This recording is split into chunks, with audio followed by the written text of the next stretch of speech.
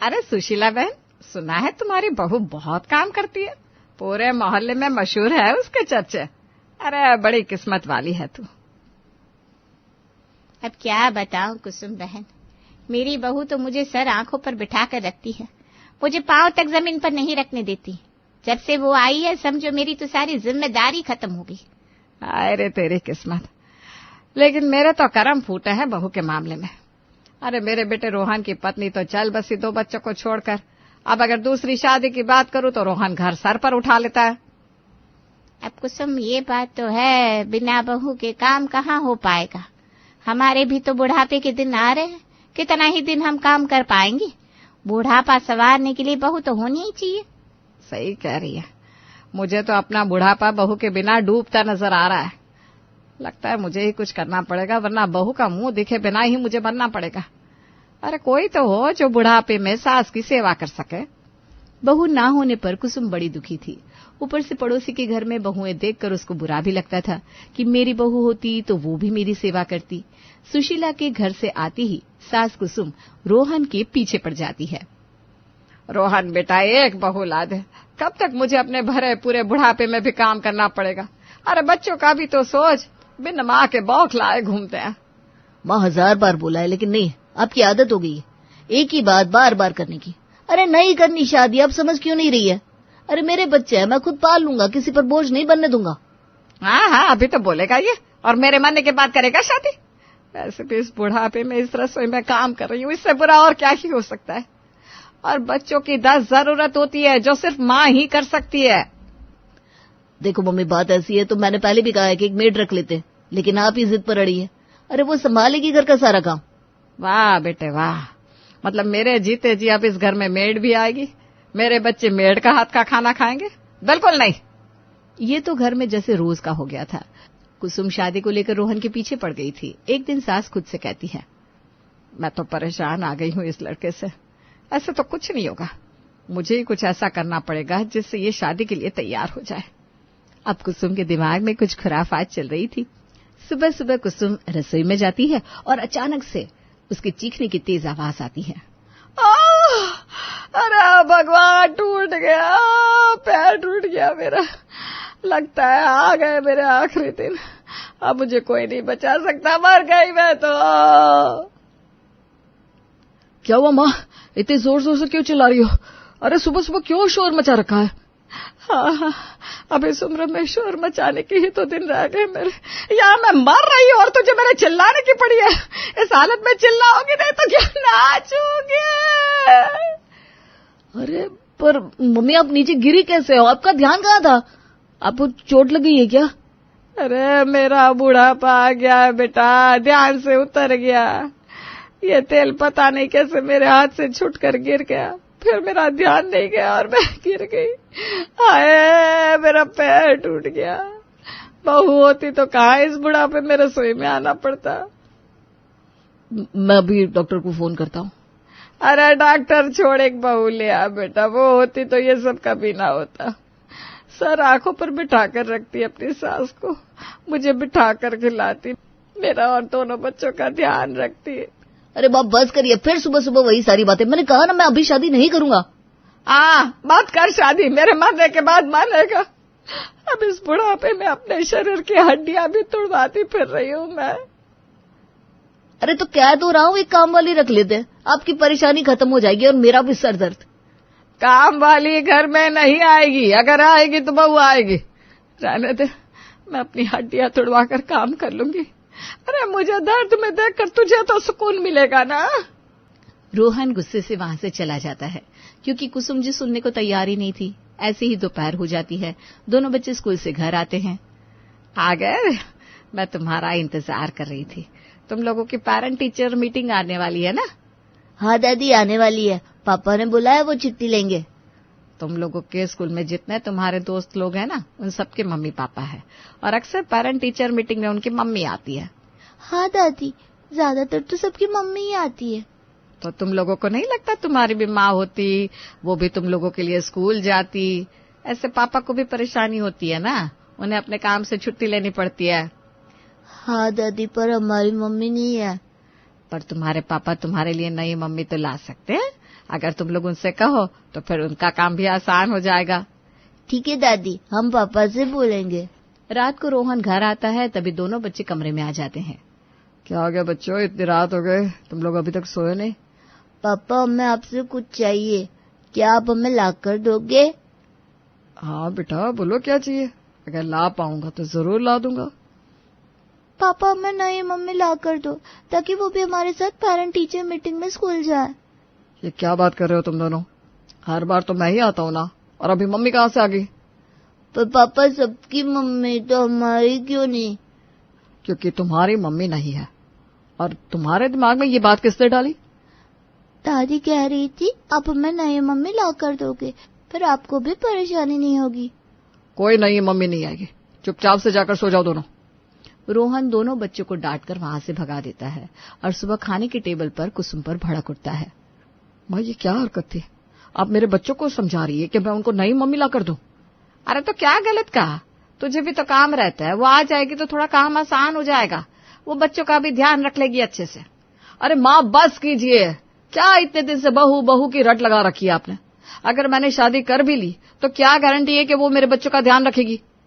रट नहीं लगा रखी, मैं भी चाहती हूँ मुझे बहू का सुख मिले, मेरी बहू मुझे खिलाए पिलाए, मेरी सेवा करे। अरे सबकी बहू अपनी सास का कितना ध्यान रखती है। तेरे तो दो बच्चे हैं, मेरे बारे में नहीं तो उनके बारे में तो सोच। ठीक है मम्मी, वैसे भी मैं थक चुका हूँ रोज की बहस से। मैं इस बारे में सोचूंगा, मुझे थोड़ा टाइम चाहिए। सच में तू शादी कर लेगा? हे भगवान, मेरी तो ऐश ही आ जाएगी। खूब चिढ़ाऊंगी सुशीला को। अरे अपनी बहू के गुणगान गा गा के मुझे छोटा दिखाती थी। अगले दिन सुबह रोहन एक लड़की के साथ घर में खड़ा होता है। ऐसे ही कुछ दिन बीत जाते हैं और एक दिन गले में वरमाला डाले रोहन एक नई नवेली दुल्हन के साथ खड़ा था। अरे दुल्हन के जोड़े में ये लड़की कौन है? सुबह सुबह इस घर में क्या कर रही है? रोहन बेटा, तूने शादी कर ली? आप ही ने तो कहा था मम्मी, आपको बहू चाहिए बहू चाहिए, तो ले आया बहू। अब करवाइए अपनी सेवा।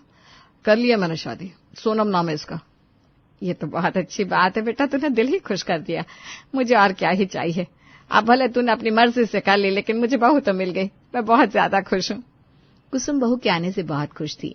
अगली सुबह सोनम की पहली रसोई थी। ए बहू, सोनम बहू कहाँ रह गई? कब से आवाज दे रही हूँ, सुन रही है कि बहरी हो गई है? आज तेरी पहली रसोई है, चल कुछ अच्छा सा बना दे। क्या वो मम्मी जी, क्यों सुबह सुबह गला फाड़ रही हैं? मेरी नींद भी खराब कर दी। सोने दो मुझे, और मैं 11 बजे से पहले सोकर नहीं उठती। 11? भगवान, अरे घड़ी तो देख, 8 बज रहे। नाश्ता कब बनाएगी? 11 बजे हमारे घर में कोई नहीं उठता, सब 7 बजे उठ जाते हैं। चल उठ जा, बच्चों का स्कूल भी है, उन्हें कब तैयार करेगी? वो आपने अभी तक नाश्ता नहीं बनाया? मेरी ब्यूटी स्लिप भी खराब कर दी। बच्चों को स्कूल के लिए मैं क्यों तैयार करूं? वो मेरे बच्चे थोड़ी ना है।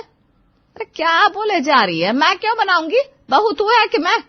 बच्चों की माँ अब तू है। तूने शादी की है ना मेरे बेटे से, तो तू तैयार क्यों नहीं करेगी? देखिए मम्मी जी, एक तो आपने मेरी नींद खराब कर दी, ऊपर से ये बच्चों को तैयार कर दे। अरे 7-8 साल के है, कुछ से तैयार नहीं हो सकते? मैं ये सब नहीं करने वाली। जाओ यहां से, मुझे सोने दो। ये सुनकर कुसुम चुप हो जाती है। हे भगवान, क्या सोचा था, क्या हो गया? खैर 1-2 दिन लगेगी इसे समझने में, आज तो कर देती हूँ काम। ऐसे ही 1-2 दिन और बीत गए। सोनम बहू, रात हो गई है, खाना कब बनेगा? रोहन आता ही होगा। अब तो शादी के भी 2 दिन हो गए, चल आज अपने हाथ का खाना खिला दे। मम्मी जी क्यों चिल्ला रही है? मेरे कान में दर्द हो गया। अभी अभी बाहर से आई हूं मैं, क्या हो गया? वाह महारानी जी, बाहर से आई है, रात के 10 बजने को है, घर में खाना कब बनेगा? मम्मी जी इस चीज के लिए इतना चिल्ला रही है, जाकर बनाइए ना खाना, आप ही तो बना सकती हैं। अरे मैं क्यों बनाऊंगी खाना? रोहन आता होगा, जल्दी जाकर खाना बना, और आज 2-4 अच्छी सब्जी बनाना। मम्मी जी मैंने आज ही मैनिक्योर कराया है और मेरे नाखून खराब हो जाएंगे। एक काम कीजिए, जाकर खाना बना दीजिए, और हाँ मेरे लिए 1 कप कॉफी बना देना, बहुत तेज दर्द है सर में। है? अब तेरे लिए कॉफी भी मैं बनाऊं? अरे तो फिर तू बहू किस काम की, अगर सारा काम मैं करूंगी तो? मेरा बेटा तुझे इस घर में मेरी मदद के लिए लाया था। देख बहू, ये सब रोज रोज नहीं चलेगा। इस बुढ़ापे में मेरी कोई उम्र है क्या ये सब काम करने की? अरे मम्मी जी, काम नहीं करेंगी तो बुढ़ापा तो लगेगा ही। शरीर चलता रहेगा तो शरीर में जान रहेगी। तुझसे ना कोई नहीं जीत सकता। अरे क्या क्या सपने देखे थे बहू को लेकर, पर तूने तो पानी ही फेर दिया मेरे सपनों पर। अब तू तो बनाने से रही, मुझे ही बनाना पड़ेगा। कुछ दिन और बीत गए। कुसुम सोनम से पूरी तरह से तौबा कर चुकी थी। बेचारी के सपने जो टूट गए थे। और एक दिन, देखना रोहन, तेरी बीवी सारा काम मुझसे करवाती है। मैं तो बहू के ख्वाब देख रही थी कि वो मेरी सेवा करेगी, और यहाँ मैं इसकी सेवा कर रही हूँ। मम्मी आपको ही बहू चाहिए थी तो मैंने लाकर दे दी। अब आप दोनों एक दूसरे की सेवा कैसे करें उससे मुझे मतलब नहीं है। मुझे बस मेरे काम पर फोकस करने दीजिए। अरे तुझे कैसे मतलब नहीं है? तेरी माँ अपने बुढ़ापे में सारे घर का काम कर रही है, और तेरी बीवी होने के बावजूद तुझे कोई मतलब नहीं। बहू लाने की जिद किससे की थी आपने? बहू से सेवा किसको करवानी थी? आपको। तो करवाइए सेवा। इतना कहकर रोहन भी वहां से चला गया। अब कुसुम अपना सर पीट रही थी कि अब वो करे तो क्या करे। उनका बेटा उनकी बात सुनना नहीं चाहता, और बहू उसने तो कुसुम के नाक में दम किया हुआ था। एक दिन, मम्मी जी जल्दी इधर आइए। क्या हुआ बहू, क्यों चिल्ला रही है? किचन की क्या हालत बना रखी है?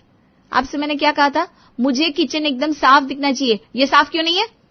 अरे जब इंसान किचन में काम करेगा तो किचन तो गंदा होगा ही, और अगर इतना गंदा दिख रहा है तो खुद साफ कर ले। मम्मी जी, 10 मिनट के अंदर अंदर मुझे किचन साफ दिखना चाहिए। और हाँ, मेरी कुछ फ्रेंड्स आ रही है, उनके लिए बढ़िया बढ़िया से नाश्ता तैयार कीजिए। ए बहू देख, इस बुढ़ापे में मुझे आराम करना चाहिए, फिर भी मैं काम कर रही हूँ। मुझसे यह सब नहीं होगा। अरे क्यों बुढ़ापे में मेरी जान खा रही है? देखिए मम्मी जी, मुझे रेडी होना है और मुझे अभी बहुत सारे काम पड़े हैं। ये काम जल्दी से निपटा लीजिए, बाकी बात बाद में करते हैं। सोनम इतना कहकर चली जाती है और सास बेचारी अपना सर पीट लेती है। ऐसे ही कुछ दिन और निकल गए। अब तो बेचारी चैन से सो भी नहीं पाती थी।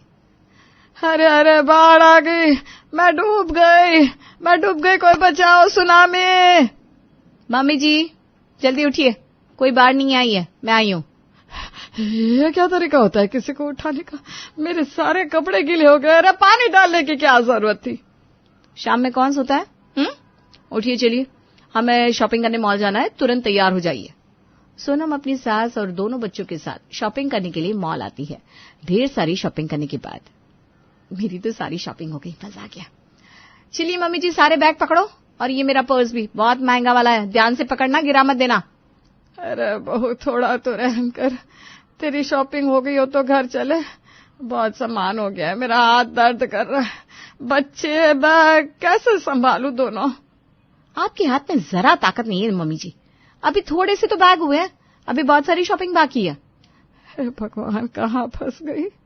बहू नहीं, चुड़ैल किस तरह से अपनी सास से काम करवा रही है। क्या मन मन में मुझे गाली दे रही है? हाँ, मुझे चुड़ैल बोल रही है ना, मुझे सब पता है। अब नहीं तो बहू, ऐसी कोई बात नहीं है, मैं तुझे चुड़ैल क्यों बोलूंगी। अरे तू करना अच्छे से शॉपिंग, बच्चे और बैग दोनों संभाल लूंगी। रात को थक हार कर दोनों घर आती हैं। ये बहू मुझसे और नहीं झेली जाएगी, मुझे इससे छुटकारा चाहिए कैसे भी करके। रोहन तो मेरी बात सुनता नहीं, मैं ऐसा क्या करूं जिससे ये खुद ही मेरा पीछा छोड़ दे। मम्मी जी मेरे बारे में ही सोच रही हो ना कि कैसे पीछा छूटेगा? वो नहीं छूटने वाला। खाना तो बाहर से खाकर आ गए, पर घर बहुत गंदा है। चलिए जल्दी से चमका दीजिए फटाफट। देख बहू, मॉल से आकर मैं अभी ना बहुत थक गई हूँ, मेरी कमर ने जवाब दे दिया है, अब मेरे से और काम नहीं होगा। तो क्या हम ऐसी गंदगी में रहेंगे? जल्दी से पूरा घर साफ कर दो। अब आप तो जानती है मैं गंदगी में रह नहीं सकती।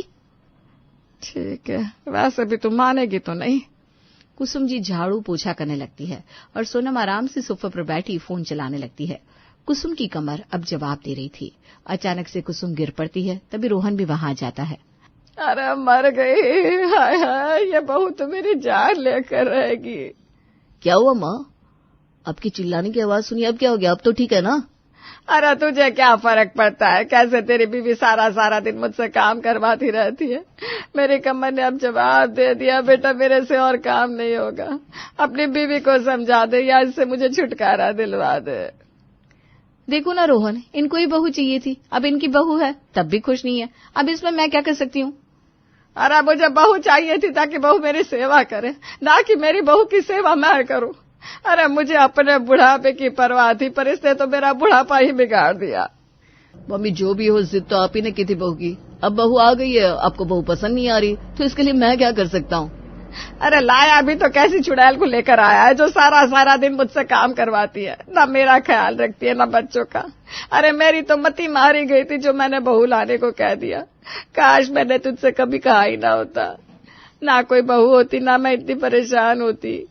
मैंने तो आपको पहले भी समझाया था, हर बहू बिठाकर नहीं खिलाती। कुछ बहू है बुढ़ापा संवारती है तो कुछ बिगाड़ भी देती है। अरे मुझे नहीं चाहिए कोई बहू, जहां से इसे लाया है ना वहां छोड़ा। मुझे नहीं चाहिए बहू, मैं ऐसे ही ठीक हूँ, मुझे नहीं करवानी कोई सेवा। अरे ये क्या बात कर रही हो माँ, मैं उससे शादी करके लाया हूँ, ऐसे कैसे उसे कहीं भी छोड़ दूं? अरे ऐसी बहू से तो बहू ना हो वही अच्छा है। मुझे नहीं चाहिए बहू, इसे यहाँ से ले जा, भगवान के लिए इससे मेरा पीछा छुड़वा दे। तभी रोहन और सोनम जोर जोर से हंसते हैं। ऐसे क्यों हंस रहे हो आप दोनों? उड़ा लो मेरे बुढ़ापे का मजाक। इसी दिन के लिए तुझे इतना बड़ा किया था रोहन। गॉड रोहन, मेरी तो हंसी नहीं रुक रही। प्लीज अब मुझसे आंटी जी की ये हालत देखी नहीं जा रही, इनको सच सच बता दो ना। आंटी जी? ले अब मम्मी जी से आंटी जी हो गई।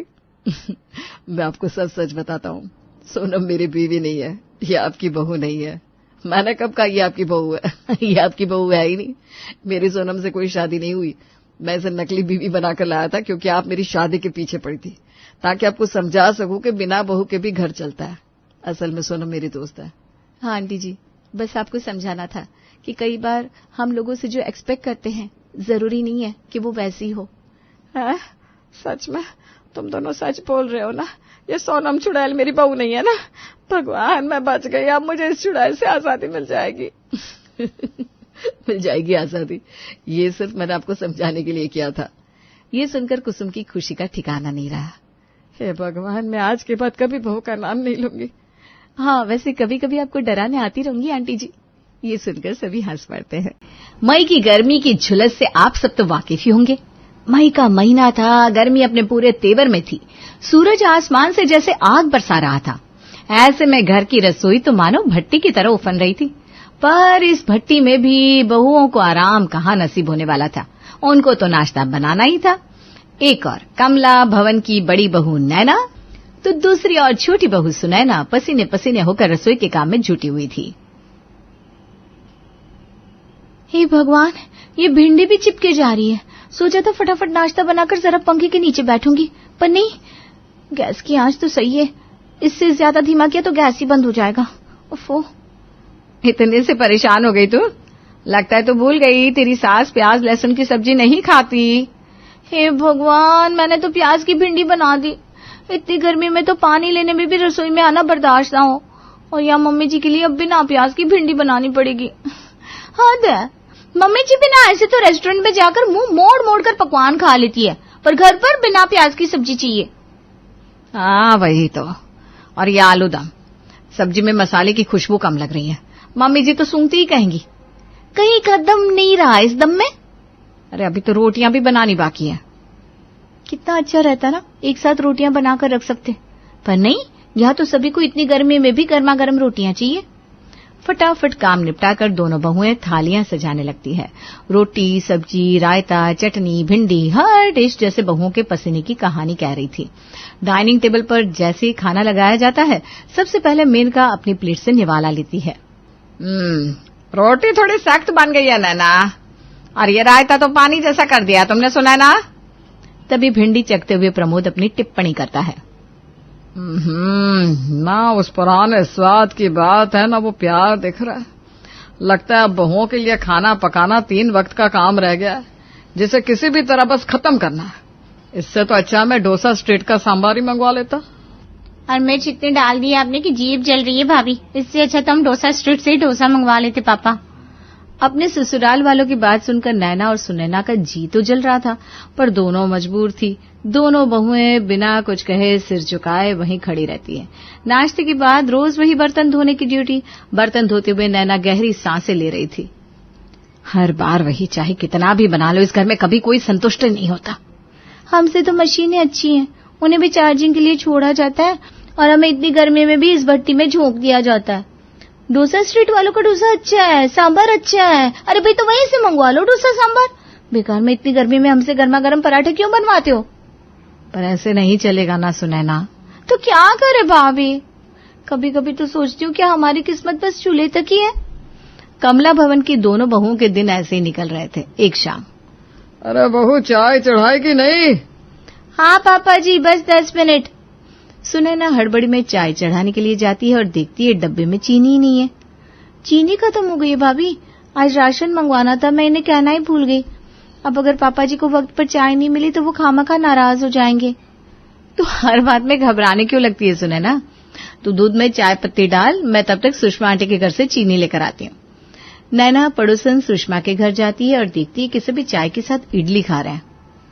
अरे ये तो नया कॉम्बिनेशन देख रही हूँ मैं आंटी जी, चाय के साथ इडली। और नहीं तो क्या बेटा, इतनी गर्मी में 4 तरह की सब्जी और ये रोटियां मुझसे नहीं बनाई जाती। एक तो कमर अकड़ जाती है, ऊपर से पसीने से शरीर लथबथ हो जाता है। अलग वो तो हो ही जाता है आंटी जी, मुझे तो इतनी घमौरियां हो रखी है, रात को नींद भी नहीं आती। तो फिर क्यों करती हो तू रसोई में इतना समय बर्बाद? मेरी तरह सुबह उठते ही नाश्ते में इडली चटनी बनाकर रख दिया कर और पूरे दिन सभी को वही रोज दिया कर। देख भाई, ससुराल वाले तो ताने देंगे ही, चाहे तू 10 डिशेस बना या 1। कम मेहनत करके ताने सुनने में फायदा ज्यादा है। यहाँ नैना को मिल जाता है आइडिया इस दिन वक्त के काम से बचने का। नैना सुषमा के घर से सीधा मार्केट जाती है और इडली बनाने के लिए बैटर और चटनी के लिए नारियल खरीदकर अपने ससुराल ले आती है।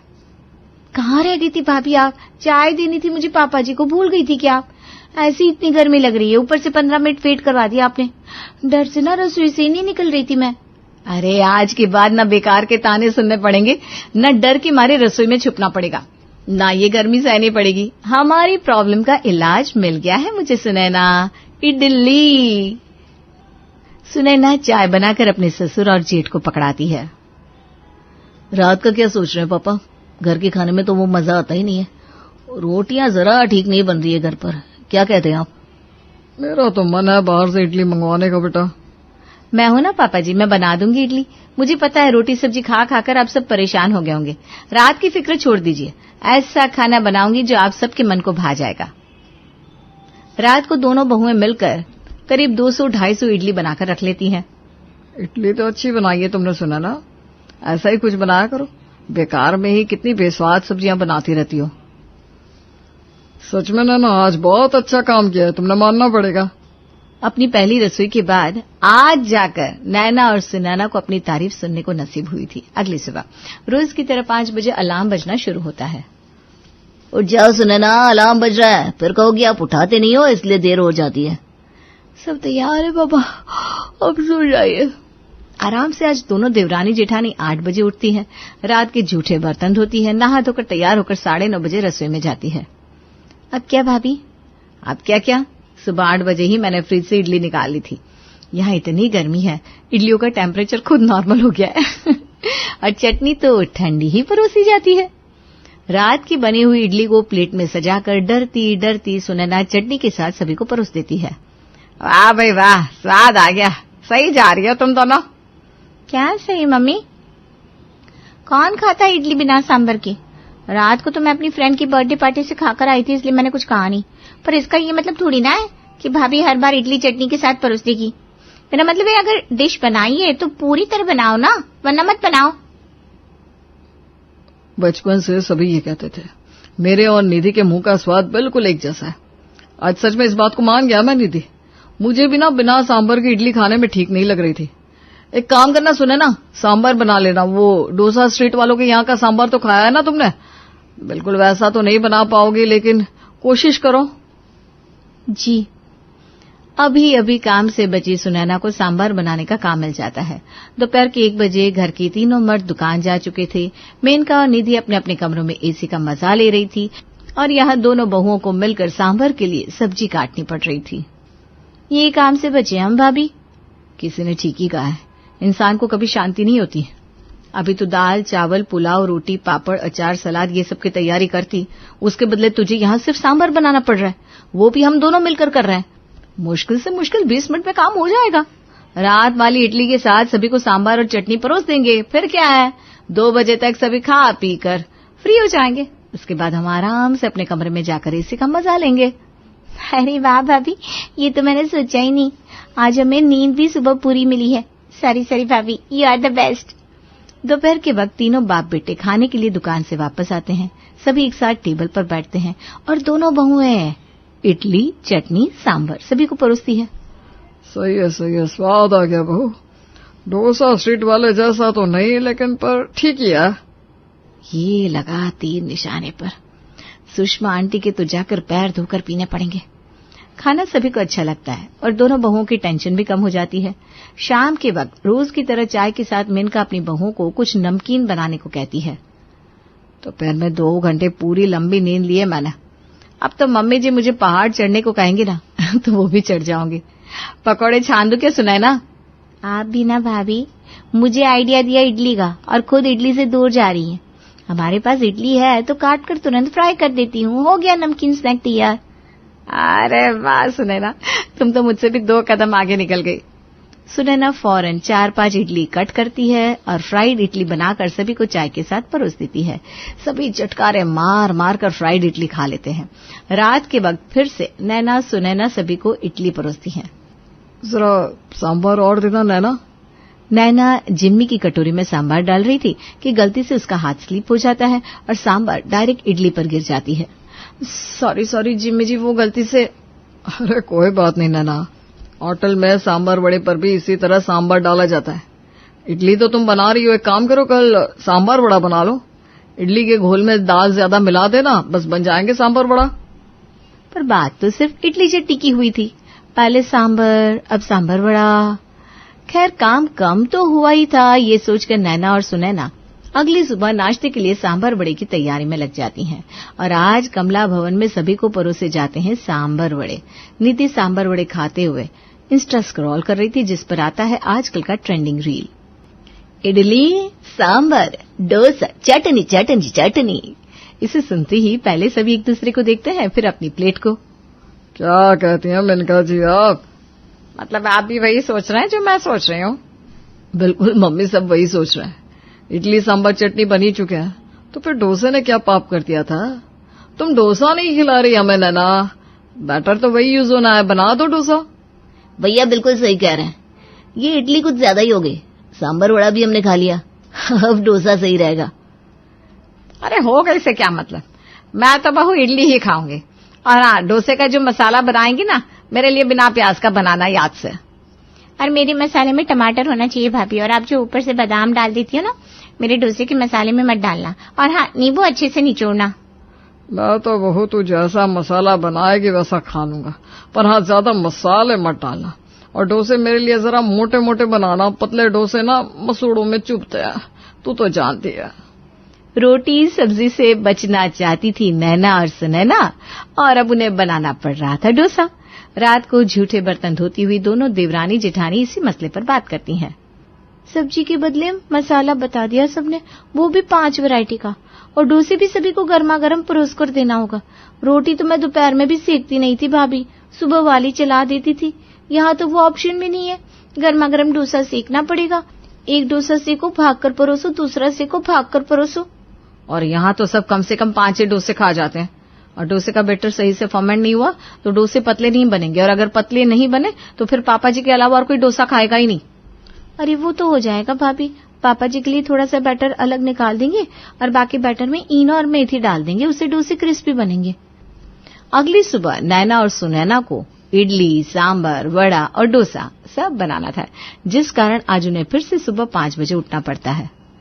अभी तो सिर्फ इडली और बड़े बने हैं भाभी, मसाला तो बनाना बाकी है। तो बाहर जाकर थोड़ी देर कमर सीधी कर, मैं मसाला बनाना शुरू करती हूँ। धीरे धीरे सभी उठने लगते हैं। सबसे पहले नैना सभी को चाय बिस्किट देती है। अरे भाभी, ये बिस्किट क्या दे रही हैं आप? वो फ्राई इडली नहीं बनाई थी क्या आपने उस दिन? वही बना के दो। हाँ बहू, मुझे भी वही दे दे। लो, ये कम और बढ़ गया। डोसा, सांभर, इडली, चटनी चटनी चटनी। फिर सभी नहा धोकर तैयार होकर नाश्ते के लिए आकर बैठ जाते हैं। सुनैना डोसा सेकती जा रही थी और नैना सभी को परोसे जा रही थी। अरे बेटा जरा मोटे मोटे डोसे बनाना, बोल सुनैना बहू को। बहुत पतला बना दिया बहू ने, ये तू ले लेने दी। आपको पहले बोलना चाहिए था ना पापा, अब तो ये नरम हो गया है, मैं नहीं लेने वाली। और हाँ, नैना भाभी, सुनैना भाभी को बोल दो कि डोसे के अंदर मसाला डालकर ना दे, क्योंकि रसोई से यहाँ तक आते आते नरम हो जाएगा। मसाला अलग, डोसा अलग। सभी की फरमाइश लेकर नैना रसोई में जाती है और सुनैना को बताती है। एक काम करती हूँ, मैं ही तवे पर बैठ जाती हूँ। भाभी, कहाँ से ये इडली का आइडिया ले आई आप? जिंदगी झंड हो गई है। सभी को नाश्ता करवाने के बाद जैसे ही नैना खुद के खाने की डोसे सेकने जाती है, पड़ोसन सुषमा वहां आ जाती है। अरे वाह बेटा, डोसे बन रहे हैं। अरे सुषमा बहन, बड़े दिनों बाद आई तुम। आओ आओ बैठो। नैना, जरा डोसा खिला दो सुषमा आंटी को। आज बहू ने डोसा बनाया है, मार्केट जैसा तो नहीं बना पाई, पर ठीक है, सीख जाएगी। तीनों वक्त इतनी गर्मी में डोसे बनाना। कोई 4 बजे डोसे खाना चाहता, कोई 7 बजे। किसी को दुकान से आने से देरी हो गई तो उसके लिए रात के 1 बजे डोसे बनाओ। इतनी गर्मी में रसोई में तपती तपती आज नैना और सुनैना बोल ही पड़ती हैं। मैं क्या कह रही थी मम्मी जी, डोसा स्ट्रीट वालों के यहाँ से ही रात का डिनर मंगवा लेते हैं। हाँ, मुझे भी लगता है वही ठीक रहेगा मम्मी जी। वैसे भी हमारे हाथ का इडली, डोसा, सांभर, चटनी, रोटी, पुलाव कुछ भी आप लोगों को खास पसंद नहीं आता। अब ना ये मेहनत और ज्यादा नहीं हो पाएगी मुझसे। ये तुम क्या कह रही हो सुनैना? आप लोगों को बड़ा याद आता है ना डोसे स्ट्रीट वालों का खाना, तो मंगवा लीजिए ना। जैसे ही नैना और सुनैना अपने कदम पीछे करती हैं, सभी की सिट्टी पिट्टी गुल हो जाती है। ठीक है, मत बनाओ खाना, हमें कौन सा तुम्हारे हाथ का खाना ही खाना है। जाने दे, तो बना दे सभी के लिए डोसा। मैं नहीं भैया, इतनी गर्मी में मैं रसोई में नहीं जाऊंगी। यहाँ डाइनिंग टेबल के ऊपर बैठकर भी खाना नहीं खा पा रही हूँ। सीलिंग पर लगा पंखा ऐसी आग फेंक रहा है, मानो 15 मिनट से ज्यादा यहाँ बैठ लिया ना तो यहीं लू लग जाएगी। ऐसे में रसोई के अंदर जाकर खाना बनाना ना बपना, वहां तो कोई पंखा भी नहीं है। मम्मी, तुम बना दो ना डोसा। अरे जिंदगी भर तो मैं ही खाना बनाती आई हूँ, अब भी मैं ही बनाऊं? जा बाहर से जाकर लेकर आ जिम में। वक्त तो देखो मम्मी, रेस्टोरेंट बंद हो गया होगा, और वैसे भी खाने के लिए वहाँ कम से कम 1 से 1.5 घंटे का इंतजार करना पड़ता है। वो तो है भैया, और फोन करके पहले ही ऑर्डर देना पड़ता है, तब जाकर खाना नसीब होता है। वरना जितनी स्पीड से उनके पास कस्टमर आते हैं, वक्त से पहले उनका स्टॉक ओवर हो जाता है। अब जो करना है, जैसा करना है आप लोग देख लीजिए, मैं कमरे में जा रही हूँ। नैना सुनैना अपने अपने कमरों में चली जाती है। हॉल में बैठे सभी मेंबर्स एक दूसरे के चेहरे देखने लगते हैं। इतने गर्मी में इतनी देर रसोई में खड़े रहकर खाना बनाना आसान काम तो नहीं है मेनका जी। और नहीं तो क्या, बहुत मुश्किल काम है। मैंने बनाया है खाना, मुझे ही पता है। तो फिर क्या किया जाए भैया? इडली बनी हुई होगी रसोई में, वही खा लेते हैं। सही बात है, कुछ ना से कुछ ही सही। और जो बहुओं ने खाना बनाने से हाथ खड़े कर दिए हैं, उसका पूरा परिवार मिलकर एक साथ बहुओं के पास जाता है, उन्हें मनाता है। तुम दोनों बड़ी मेहनत करती हो हम सबको खुश करने के लिए, और एक हम है कि इस बात को समझे में ना तुम्हें कुछ भी बोलते रहते हैं। देखो, तुम्हें जो समझ में आए बना दो, हम खुशी खुशी खा लेंगे। हाँ भाभी, आप और सुनैना ठंडी, गर्मी, बरसात हर मौसम में हमारे लिए रसोई में खड़ी होकर खाना बनाती है। और एक हम है जो आपकी मेहनत की तारीफ भी नहीं करते। अब से अगर आप एक सब्जी भी बनाएंगी ना भाभी, तो सब खा लेंगी, पर वो एक सब्जी तो आपको ही बनानी पड़ेगी प्लीज। ऐसे कमला भवन के सभी लोगों के होश ठिकाने आ जाते हैं। इस दिन के बाद से नैना सुनैना पर 10 तरह के डिशेस बनाने का प्रेशर भी खत्म हो जाता है। लखनऊ नाम के एक शहर में अन्नपूर्णा मिश्रा अपने परिवार के साथ रहती थी। घर में नई बहू लाने के बाद जब अन्नपूर्णा अपनी बेटी को विदा करने के इंतजार में थी। अरे बहुरिया, आज नाश्ता मिलेगा कि नहीं? ये आजकल की बहू है, कल शादी हुई है और अभी तक महारानी की नींद ही नहीं खुल रही। शादी की थकी हारी नेहा अपनी सास की आवाज सुनकर हड़बड़ाकर उठती है और तैयार होकर रसोई में चली जाती है। हाँ मम्मी जी, बस 10 मिनट, मैं अभी नाश्ता लगाती हूँ। नेहा के हाथों की मेहंदी अभी उतरी भी नहीं थी और उसमें ससुराल वालों के ऐसे बर्ताव को देखकर वो हैरान थी। नेहा सभी के लिए नाश्ता बनाकर टेबल पर लगाती है और खुद भी नाश्ता करने वहीं बैठने लगती है। तभी उसकी सास कहती है, लगता है माँ ने कुछ सिखाया नहीं। अरे पता नहीं क्या है ये, संस्कारी घर की बहुएं सभी के खाने के बाद ही खाने पर बैठती हैं। पर माँ, वो अगर हमारे साथ बैठकर खा ही लेगी तो क्या हो जाएगा? वाह बेटा, आज तक जब मैं रसोई में काम करती थी तो मेरी तो चिंता नहीं हुई। आज जुम्मे 24 घंटे नहीं हुए शादी को और बीवी की चिंता होने लगी। माँ से बहस करना कब सीख लिया तुम ना? हाँ, अब एक और शब्द नहीं, नाश्ता करो और काम पर जाओ। प्रिया दीदी कहाँ है मम्मी जी? वो अभी तक दिखी नहीं। अरे तू जाकर उसे उठा मत देना, वो 11 बजे के पहले उठती नहीं। उसकी नींद टूट गई तो बेचारी को सर दर्द हो जाएगा। ठीक है मम्मी जी। प्रिया आराम से 11 बजे उठकर अपनी माँ को आवाज़ लगाती है। Mummy, where is my coffee? Neha coffee लेकर प्रिया के कमरे में पहुंचती है। कॉफ़ी का एक सिप लेकर प्रिया कहती है, मम्मी यू नो ना, मैं बस आपके हाथ की कॉफी पीती हूँ, तो ये क्यों लेकर आई?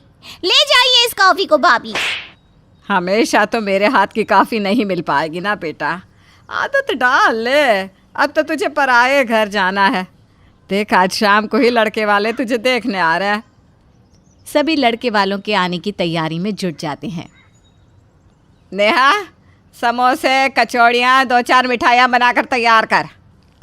लड़के वालों के आगे घर का बना हुआ भी तो कुछ रखना होगा ना। पर इतना कुछ इतनी जल्दी मैं अकेले कैसे बना पाऊंगी मम्मी जी? नेहा की बात सुनकर अन्नपूर्णा गुस्से से रसोई से बाहर निकलकर अपने कमरे में चली जाती है और अपनी बहन को फ़ोन लगाकर कहती है, अरे क्या बताऊँ रश्मि, कलेजे को शांति ही नहीं।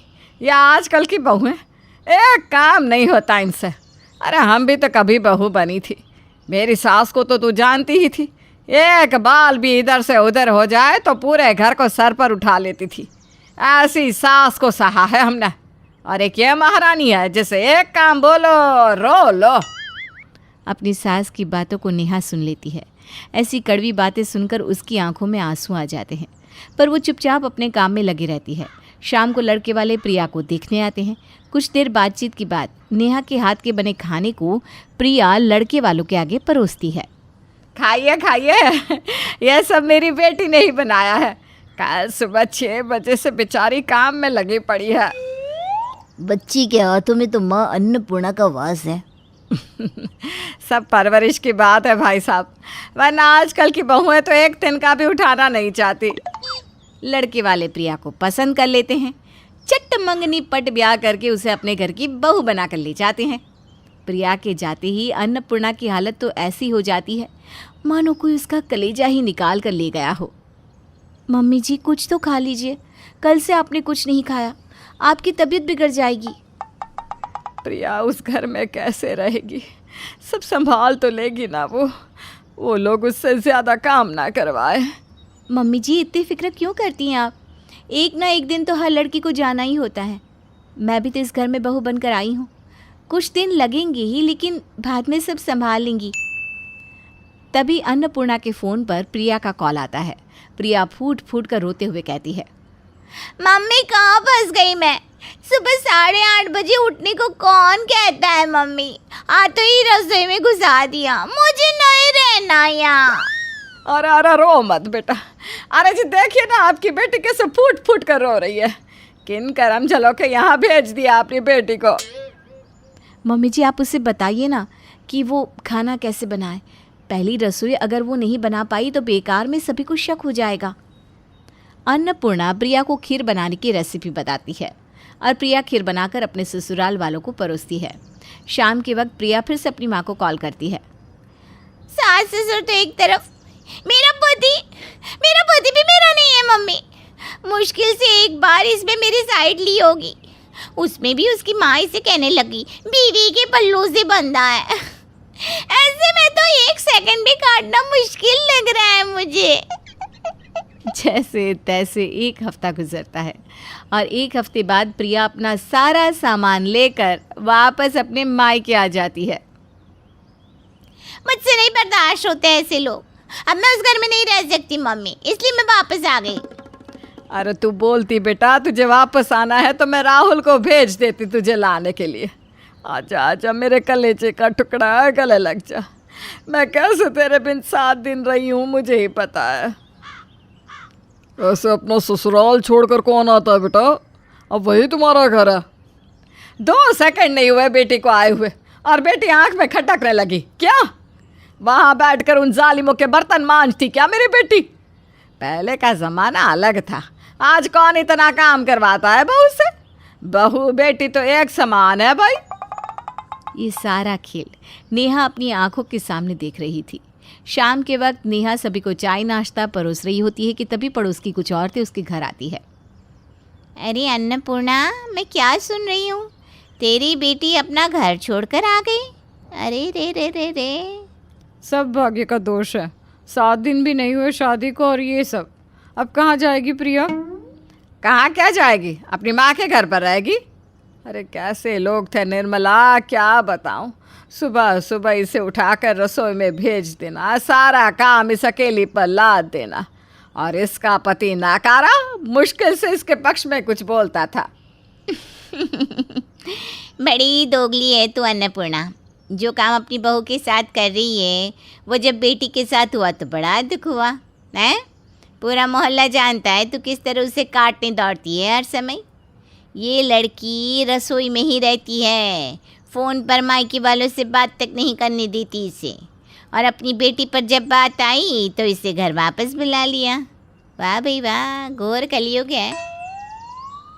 शायद इसीलिए तो भगवान ने तुझे कर्मों का फल दिया है। जो तूने बहू के साथ किया वो तेरी बेटी के साथ हो गया। नहीं आंटी, ऐसा कुछ भी नहीं है। देख ले, अभी भी बहू तेरे खिलाफ एक शब्द नहीं सुन पा रही है। छोड़, तेरी गृहस्थी है, तुझे संभालना है, हमें क्या, हम चलते हैं। निर्मला और सुषमा की बात सुनने के बाद अन्नपूर्णा की आंखों पर जो पर्दा लगा हुआ था वो उतर जाता है। वो फूट फूट कर रोने लग जाती है। मुझे माफ़ कर दे नेहा, मुझे माफ़ कर दे बेटा। ना मैं बहू को संभाल सकी ना बेटी को। तुम दोनों का ही जीवन खराब कर दिया मैंने। अब मैं तुझे इस घर में वही दर्जा दूंगी जिसकी तू हकदार है। मुझे माफ़ कर दे, और प्रिया के घर को भी फिर से बसा कर रहूंगी मैं। अन्नपूर्णा को अपनी गलती का एहसास हो जाता है और वो नेहा को सीने से लगा लेती है। उसकी बुद्धि ऐसी खुलती है कि उसके बाद वो कभी अपनी बेटी और बहू में कोई भेदभाव नहीं करती।